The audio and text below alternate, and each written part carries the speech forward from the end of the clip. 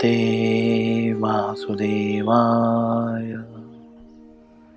ओम भगवते ओम नमो भगवते वासुदेवाय। ओम नमो भगवते वासुदेवाय।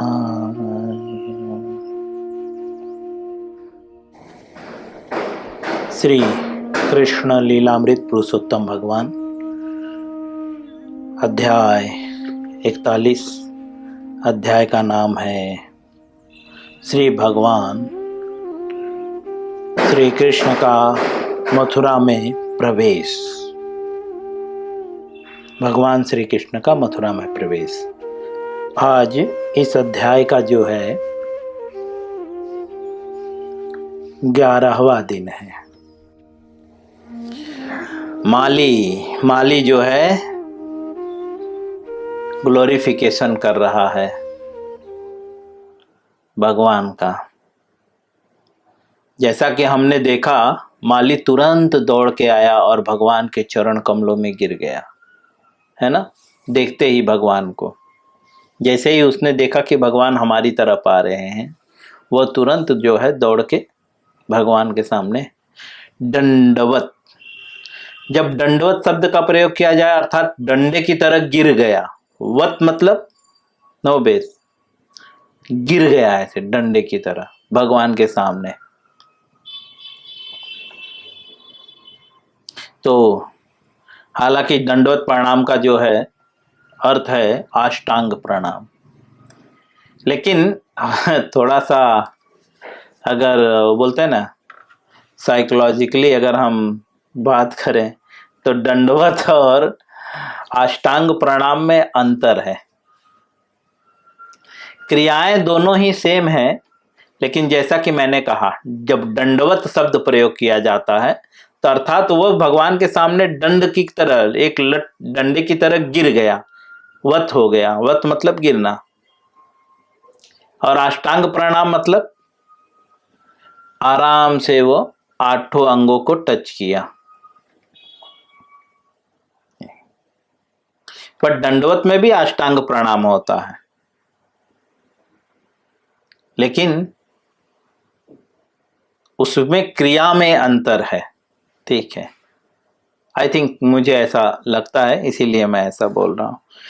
तो हमने देखा कि वो भगवान को जो है माली जैसे ही देखा कि सुदामा माली जो है भगवान मेरी दुकान की तरफ आ रहे हैं, मेरे शॉप की तरफ आ रहे हैं, तो इमीडिएटली जो है वो भगवान के आगे गया। स्वयं आगे जाकर विनित भाव से जो है भगवान के सामने जो है दंडवत प्रणाम किया और विनित भाव से भगवान से प्रार्थना करने लगा। और प्रार्थना में क्या करने लगा? वो कहता है कि आपके पदार्पण से, अर्थात आपके चरण हमारे घर में पड़ने से क्या हुआ? बोलते हैं मेरे पितृ और मेरे पितृगण जो है और मेरे सभी पूर्वज गुरुजन अत्यंत प्रसन्न हुए। पितृ भी प्रसन्न हो गए और गुरुजन भी प्रसन्न हो गए, और जो पूजनीय लोग हैं मेरे, जिनका पूजनीय अर्थात जिनका मैं बहुत रिस्पेक्ट करता हूं, वे सभी प्रसन्न हो गए आपके पदार्पण से। यह अच्छे लोगों का विचार है। जब भी अच्छे लोगों के घर में अच्छे लोग आते हैं तो उनकी मन स्थिति ऐसी होती है। ठीक है, अब श्रील प्रभुपाद जी आगे लिखते हैं, हे प्रभु, इस भौतिक सृष्टि के सभी कारणों के आप परम कारण हैं। देखिए, ये बात बाकी लोगों ने भी कहा है। अक्रूर जी भी जो है प्रार्थना में ये बात कहे हैं। ठीक है, अब हर भक्त के पास, भक्त देखो एक्चुअली भक्त प्रार्थना क्या कर रहा है भगवान से, इतने सारे भक्तों की हमने घटनाएं देखी। इंद्र, ब्रह्मा, नंद महाराज, वसुदेव, अक्रूर जी, सभी भगवान से प्रार्थना कर रहे हैं, लेकिन उनकी प्रार्थनाओं में कहीं पे भी सेल्फ सेंस ग्रेटिफिकेशन नहीं है, जैसा कि हम लोग करते हैं। प्रभु जी जॉब दिला दीजिए, प्रभु जी ये काम कर दीजिए, प्रभु जी वो काम कर दीजिए। ऐसी प्रार्थना कहीं पे भी हमने नहीं देखी, बल्कि उल्टा वे भगवान का ग्लोरिफिकेशन कर रहे हैं। हम जब भी कोई हमें बोलता है कि भगवान से प्रार्थना किए क्या, तो हमारे मन में आता है मतलब डिमांड। लेकिन यहां पे प्रार्थना शब्द का अर्थ ही बदला हुआ है।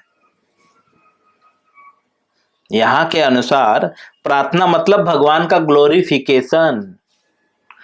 लेकिन हम प्रार्थना मतलब, हम बोलते हैं ना थोड़ा भगवान से प्रार्थना करके आते हैं, तो हम प्रार्थना में क्या बोलते हैं? आप बहुत सुंदर हैं, आप बहुत अच्छे। बिल्कुल नहीं, मैंने तो अभी तक देखा है जिनको भी डिमांड ही करते हुए। मैं मूर्ख स्वयं ही डिमांड करता था। अब मुझे समझ में आ रहा है कि भाई प्रार्थना का अर्थ क्या है। नहीं तो मैं भी मूर्ख ही था अभी तक। किसी ने बताया ही नहीं कि प्रार्थना का अर्थ क्या है। लेकिन प्रार्थना का अर्थ यहां पे श्रील प्रभुपाद जी क्लियर कर रहे हैं। वर्षों व्यर्थ चले गए मेरे भी, प्रार्थना के नाम पे जो है कुछ और ही अपने डिमांडों को रखता रहा। भगवान के सेवा के नाम पे अपने भोग, इंद्र तृप्ति की विषय वासनाओं को ही भगवान के सामने रखता रहा, और भगवान का सेवा का नाम देता रहा। नाम भगवान का दे रहा था मैं, लेकिन भोग मैं कर रहा था।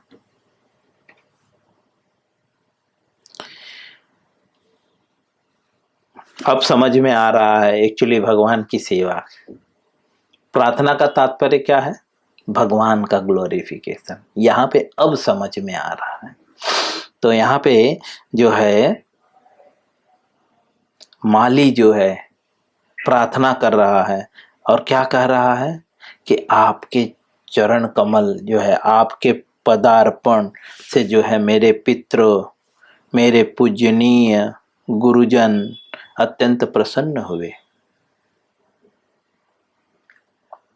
दूसरे शब्दों में ऐसा भी कह सकते हैं कि हमारे पूर्वजों की, अगर कोई अपने पूर्वजों की प्रसन्नता चाहता है, कोई अपने पितरों का कल्याण करना चाहता है कि मेरे पितृगण खुश रहें, तो उन्हें क्या करना चाहिए?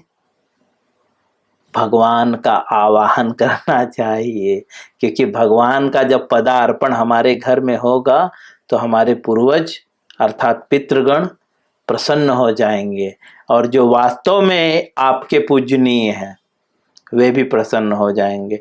दूसरे शब्द में, वे लोग कभी आपसे प्रसन्न नहीं होते जो आपका हित चाहते हैं, और जो गुरु होते हैं वे कभी नहीं प्रसन्न होते। लेकिन कौन से गुरु? ऐसे गुरु जो कृष्ण को नहीं मानते।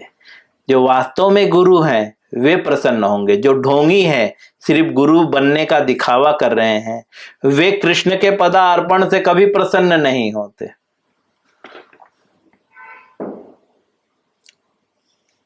अब वास्तव में अब हमें ये चीज समझ लेना चाहिए कि अगर हमें अपने पितरों को अर्थात पूर्वजों को, और जो हमारे पूजनीय हैं, पूजनीय जैसे देवी देवता और भी बहुत सारे लोग जो पूजनीय हैं, जिसके परामर्श से हम चल रहे हैं, और हमारे गुरुजन कब प्रसन्न होंगे? जब भगवान का पदार्पण हमारे घर में होगा।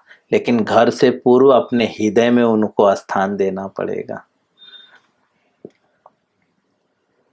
घर में तो आसान स्थान देना बहुत आसान है, लेकिन हृदय में स्थान देना बहुत कठिन है। जब आप भगवान को हृदय में स्थान दोगे तब वे आपके घर में पदार्पण होंगे। ठीक है, क्योंकि हृदय माध्यम है घर में घुसने का, है ना। हम बोलते हैं ना यार उससे हमारा जमता नहीं है, उसके घर नहीं जाना, अर्थात उससे मेरा प्रेम नहीं है।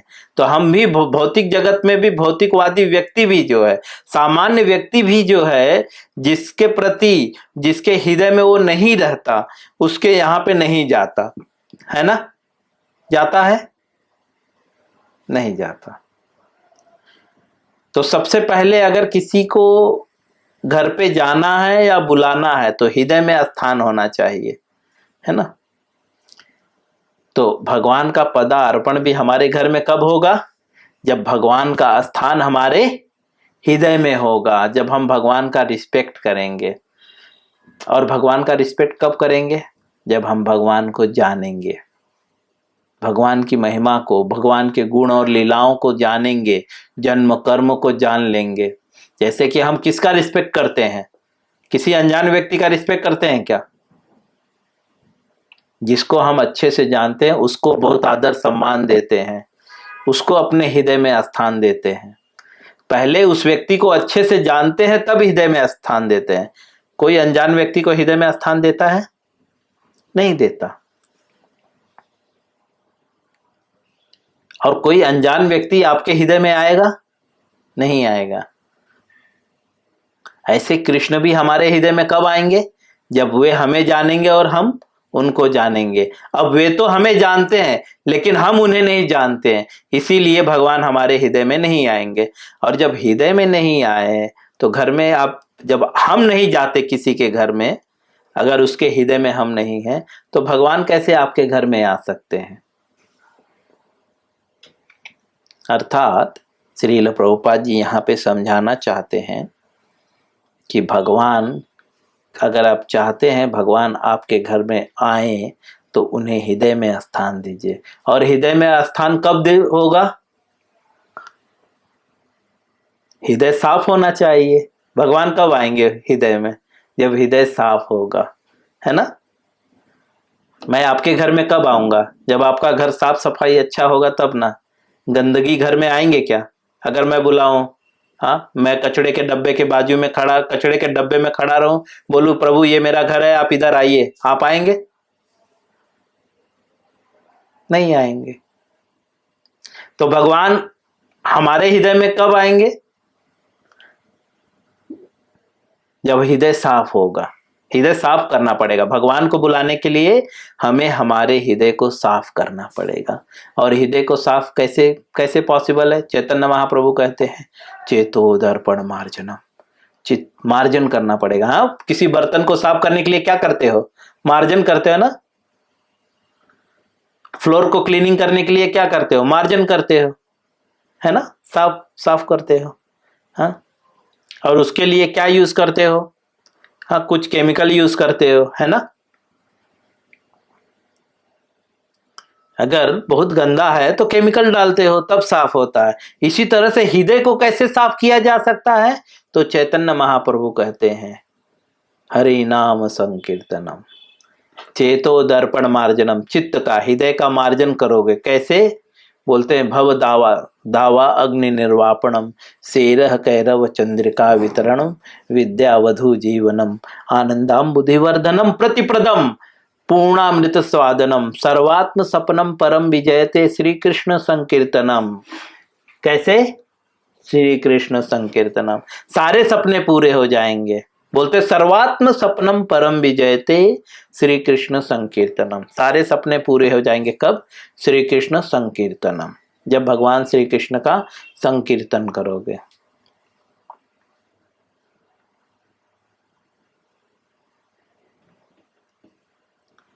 तो सारे सपना का तात्पर्य समझ रहे हैं ना? यही, भगवान हमारे पास आ जाएं, हमारे हृदय में आ जाएं, यही तो सबका लक्ष्य है ना। हाँ, योगी जोगी भोगी सब चाहते हैं कृष्ण हमारे हृदय में वास करे। लेकिन भगवान कब आएंगे? जब हृदय शुद्ध होगा। और हृदय शुद्ध करने का रास्ता क्या है? हरि नाम संकीर्तनम। हरे नाम हरे नाम हरे नाम एव केवलम। दूसरा कोई उपाय नहीं है आपके चित्त के दर्पण को मार्जन करने के लिए। अब एक शब्द में श्रील प्रभुपाद जी यहाँ पे यह समझाना चाहते हैं कि हर लोग भगवान का नाम लो, तब जाकर भगवान आपके हृदय में आएंगे, और जब हृदय में आएंगे तब जाकर घर पे आएंगे।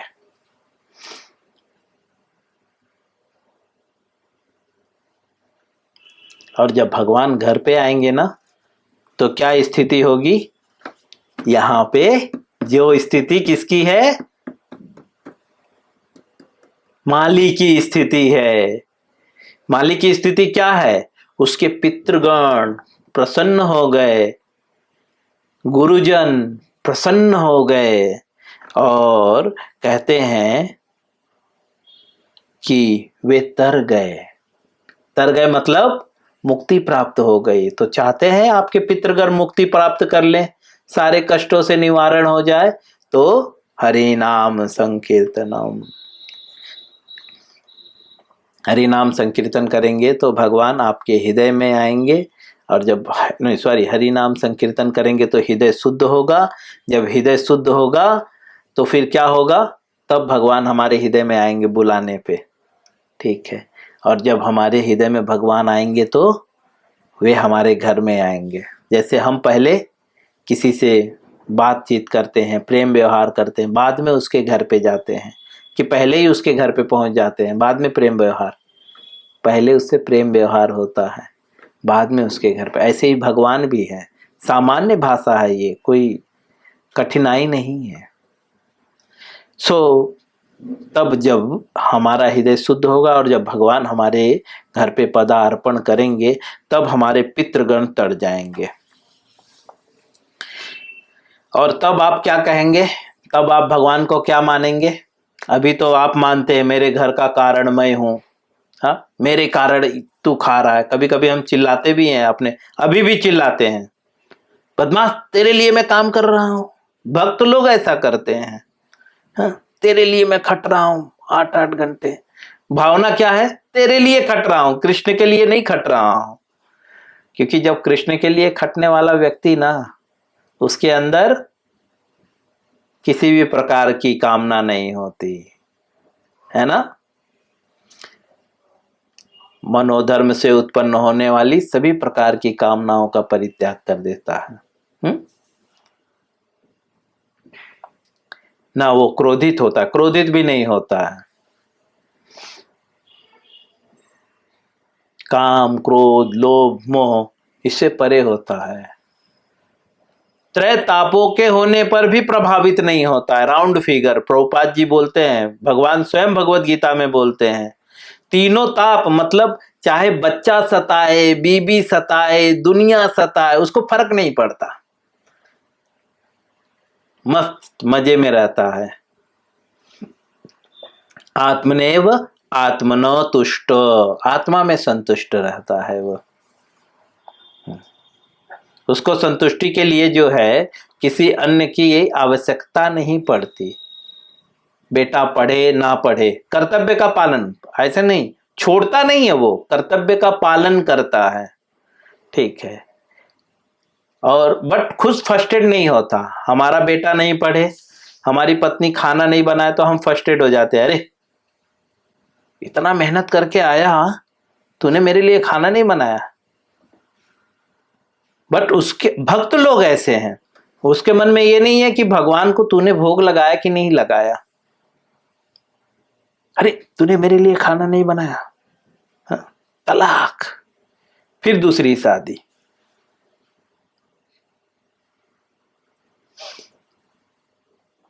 भगवान ने भी सोच समझ के हिंदू धर्म में तलाक शब्द नहीं दिया, नहीं तो हिंदू धर्म में ज्यादा तलाक होता। इसके लिए जो है भगवान ने तलाक वाला शब्द ही हटा दिया। ये बोले ये लोग तो वैसे ही बदमाश है। समझे? सब जानते हैं क्यों हिंदू बदमाश है। चिल्ला चिल्ला कर बोल रहे हैं वे लोग, राम नाम सत्य है, राम नाम सत्य है, तो भी वे लोग सत्य को स्वीकार नहीं कर रहे हैं, इसीलिए बदमाश है हम। हमसे अच्छे तो वे लोग हैं जो सुबह शाम 5 बार अल्लाहू अकबर घर में हो बाहर हो करते हैं, छोटे से बच्चे को कुरान पढ़ाते हैं। हाँ, हम हमारे बच्चे को, बेटा अभी तो स्कूल पढ़ रहा है, अरे 10 मिनट है प्रभु जी, थोड़ा खेलने गया है। हाँ, उनके भी तो बच्चे हैं। इसीलिए मैंने कहा हम बदमाश हैं, ठीक है। और इसीलिए भगवान ने ये नहीं डाला, क्योंकि हम बदमाश हैं, ठीक है। Srila Prabhupada ji, mostly round figure हम यहाँ पे आएंगे जब भगवान हमारे हृदय में और हमारे घर में पदार्पण करेंगे, तब आप देखेंगे कि भगवान जो है उनके पदार्पण से जो है सब कोई प्रसन्न हो जाएगा और सब तर जाएंगे, गुरुजन भी तर जाएंगे। नहीं तो आपके कर्मों से गुरु को भी भुगतना पड़ेगा। आजकल जो साधु संत बीमार गिर रहे हैं, किसके कारण? ऐसे नालायक शिष्यों के कारण, जो भक्ति के नाम पे ढोंग करते हैं, जो गुरु की आज्ञा नहीं मानते, अवज्ञा करते हैं। ऐसे गुरुजन कितने कष्टों को झेल रहे हैं। वे तो दिन रात भक्ति कर रहे हैं, उनको कष्ट थोड़ी प्रभावित कर रहा है, लेकिन उनके शरीर में जो कष्ट दिख रहा है वो हमारे आपके पाप कर्मा है।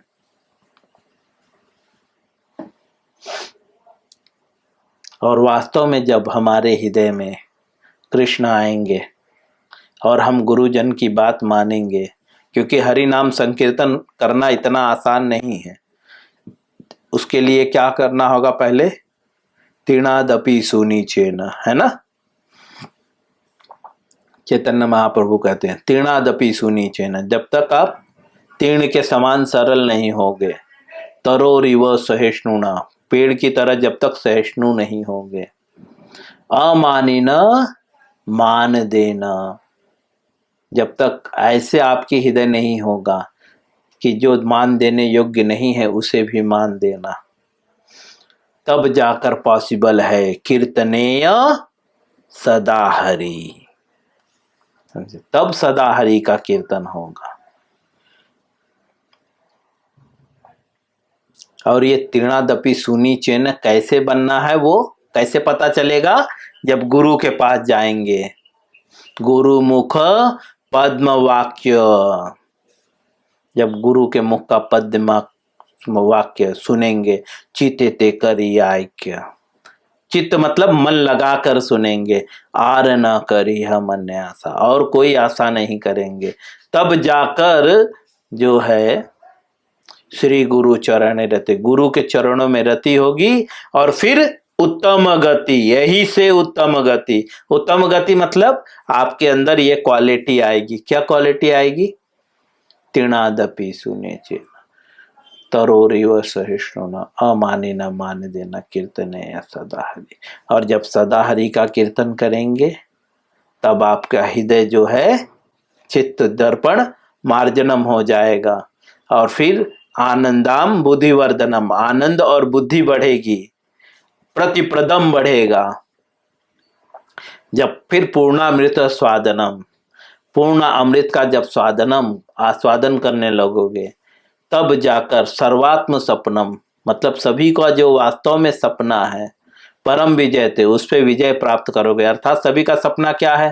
गोलोक, है ना। हम दुखी न रहें, यही तो सपना है सभी का। हम दुखी न रहें, सदा सुखी रहें। लेकिन सदा सुखी कब रहेंगे?